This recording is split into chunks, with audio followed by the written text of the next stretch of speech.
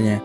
Saya Raffi Hendrawan dari kelas Teknologi Pangan B 2018, kelompok 10, praktikum Bioteknologi Pangan, akan membahas fermentasi donat dengan perlakuan ragi sebanyak 1 sendok makan, 3 kali fermentasi dalam suhu ruang. Apa itu donat? Menurut Anggraini, donat merupakan jenis roti yang pembuatannya digoreng dan memiliki bentuk khas seperti cincin. Alat yang digunakan untuk melakukan percobaan fermentasi donat yaitu mixer, timbangan digital analitik, dan baskom. Untuk bahannya, ada 200 gram tepung terigu protein tinggi atau yang saya gunakan tepung cakra kembar, 2 kuning telur, 30 gram gula pasir, 40 gram margarin, 130 ml susu cair dingin ultra, ragi sebanyak 1 sendok makan, dan garam seperempat sendok teh. Bagaimana cara pembuatan donat? Langkah pertama, masukkan tepung terigu, gula pasir, dan ragi yang diaduk rata. Masukkan kuning telur dan susu cair dingin, lalu dimixer sampai setengah kalis. Pada saat proses mixer, tambahkan margarin dan garam. Adonan yang sudah kalis elastis dibagi menjadi beberapa bagian, lalu bulatkan adonan sampai permukaannya mulus dan disimpan di atas loyang yang sudah ditaburi tepung terigu. Diamkan adonan kurang lebih selama 30 menit dan ditutup dengan kain bersih. Setelah 30 menit, adonan ditekan dan dipipihkan pelan-pelan menggunakan jari. Lakukan hal tersebut sebanyak 2 kali. Jika sudah, lubangi adonan dengan tutup botol atau cetakan yang sebelum digunakan dimasukkan terlebih dahulu ke dalam tepung terigu agar tidak lengket. Kemudian didiamkan kembali selama 25 menit. Jika sudah 25 menit, goreng adonan dengan api kecil dan masukkan pelan-pelan adonan agar tidak penyok. Donat dibalik sebanyak 1 kali agar donat tidak menyerap banyak minyak. Jika sudah, donat diangkat dan donat siap disajikan. Donat yang sudah siap disajikan bisa diberi topping sesuai selera. Pembuatan donat menggunakan proses fermentasi yang bertujuan untuk mengembangkan adonan yang digunakan untuk pembuatan donat. Menurut Herawati dan Wibawa, fermentasi adalah perubahan kimia dan bahan organik dengan mikroba kapang kamir.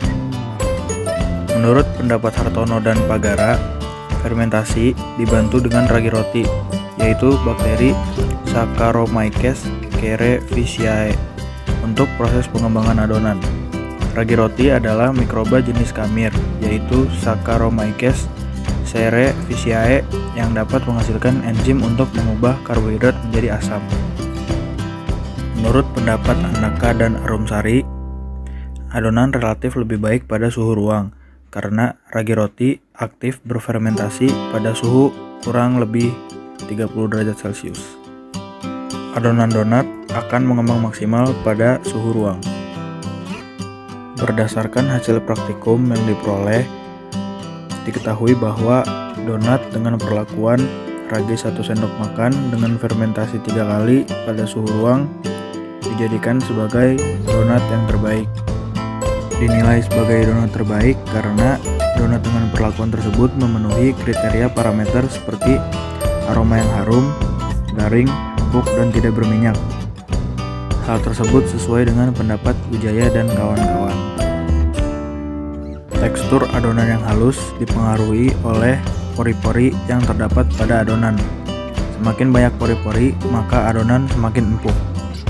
Menurut Putranto dan kawan-kawan, pori-pori yang berada di adonan berasal dari gas CO2 atau karbon dioksida yang tertahan oleh gluten pada tepung terigu.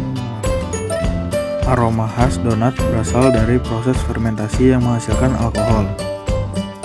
Menurut Berlian dan kawan-kawan, alkohol dapat memberikan aroma.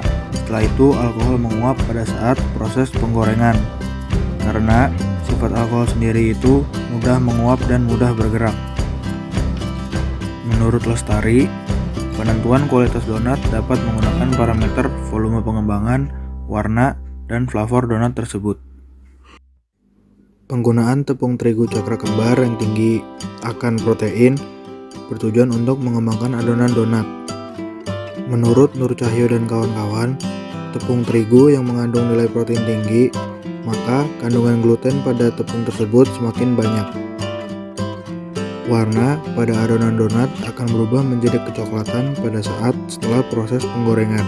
Menurut Nurbaya dan Estiasi, perubahan warna adonan menjadi kecoklatan karena terjadi reaksi Maillard, di mana reaksi Maillard akan membentuk senyawa yang berwarna coklat.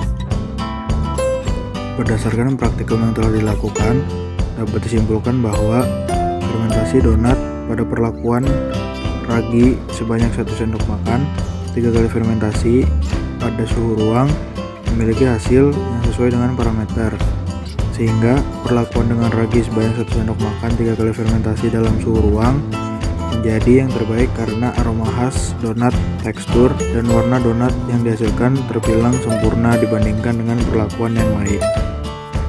Terima kasih.